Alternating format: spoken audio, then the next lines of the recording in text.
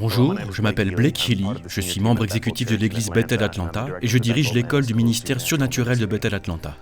Une grande partie de mon témoignage est qu'aussi loin que je puisse m'en souvenir, j'ai toujours vu des anges, des démons et d'autres êtres spirituels de mes propres yeux, de la même manière que je vous verrai vous si vous étiez avec moi. J'ai envie de partager une histoire qui s'est passée il y a presque 15 ans. C'était une période où je me posais des questions, je me demandais ce que j'allais faire de ma vie, qu'est-ce que Dieu avait prévu pour moi. Il y avait beaucoup d'options, et j'essayais de faire le tri dans tout cela. Seigneur, que veux-tu que je fasse? Et quelle est la meilleure façon de le faire? Et donc je participais à un service du soir, c'était un dimanche soir, et le culte touchait à sa fin. Puis, soudainement, j'ai eu l'envie irrépressible d'aller dehors. Je ne savais pas pourquoi, j'ai juste eu ce besoin urgent, je devais sortir. Et donc c'était un peu gênant, alors que tout le monde était en train de se rasseoir, moi j'essayais de me frayer un chemin maladroitement entre les gens pour regagner le parking, à l'extérieur. Et il y a cette petite côte tout en haut du parking. Et j'ai senti que je devais y aller. Donc, j'ai monté la côte, et quand je suis arrivé en haut, j'ai vu un ange. Bon, j'ai toujours eu l'habitude de voir des anges, et ce aussi loin que je puisse m'en souvenir. Ce n'a jamais été quelque chose de très effrayant, de surprenant pour moi. En fait, quand j'entends des histoires avec des anges qui commenceraient leur message en disant « N'ayez pas peur », je me suis toujours posé la question, pourquoi est-ce que les anges diraient cela? Parce que les anges ne sont pas vraiment terrifiants. Cet ange-là m'a pourtant fait changer d'avis. Il était tout enflammé, de la tête aux pieds. Et les flammes étaient tellement intenses que je ne pouvais pas vraiment le distinguer clairement à travers les flammes. Et il y avait plus que son apparence seule. Il faisait plus de 3 mètres. Et au-delà de son aspect, il y avait juste cette chaleur, cette énergie qui émanait de lui. Et la meilleure façon dont je pourrais décrire cet ange était comme si vous étiez près d'un feu de camp la nuit, qu'une braise avait été comme projetée du milieu du feu, et qu'on pouvait voir les radiations de la chaleur dans l'air froid de la nuit. Voilà ce à quoi l'ange me faisait penser. C'est comme ça que je l'ai ressenti.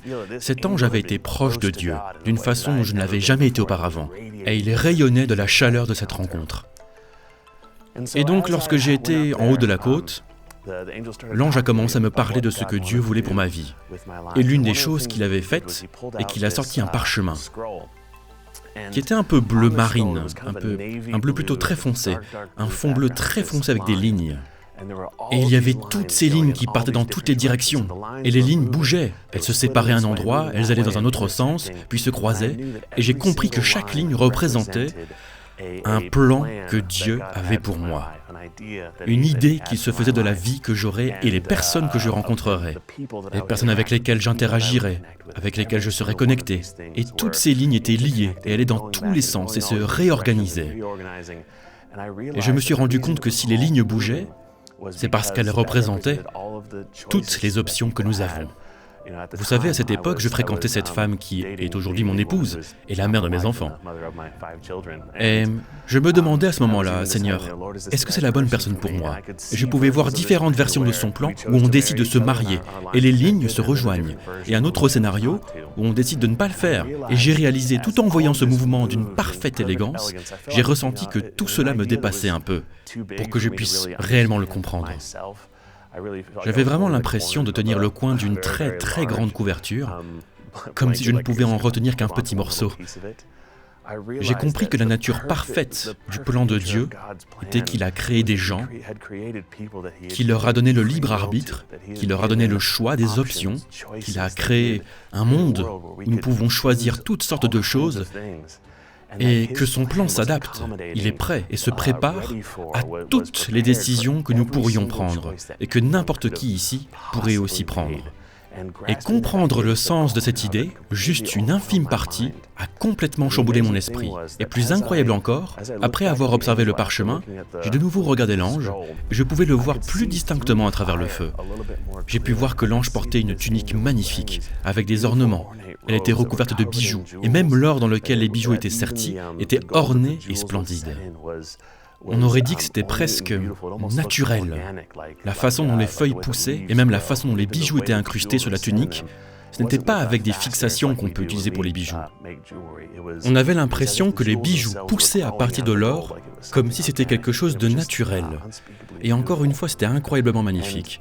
Et en constatant tout cela, je me suis dit que plus on en apprend sur Dieu, et plus il met en nous cette envie d'en savoir plus sur lui. Plus on entend sa voix, plus on fait de place pour entendre sa voix davantage, pour le comprendre de plus en plus, encore, encore et encore. Pour le comprendre encore, encore et encore. Et vous savez, je me dis que c'est vraiment cela, voir dans l'esprit. C'est une invitation à connaître Dieu encore plus, à connaître ses plans, connaître ses buts, savoir ce qu'il fait et ce qu'il va faire. Un ami m'a dit un jour, tu sais, je ne sais pas si j'aime cette idée, parce que j'ai envie que ce soit un mystère. J'aime l'idée que ce soit au-delà de ce que je puisse comprendre. Eh bien, ce qu'il y a de grand chez Dieu, c'est qu'il est infini. Il n'y a pas de limite.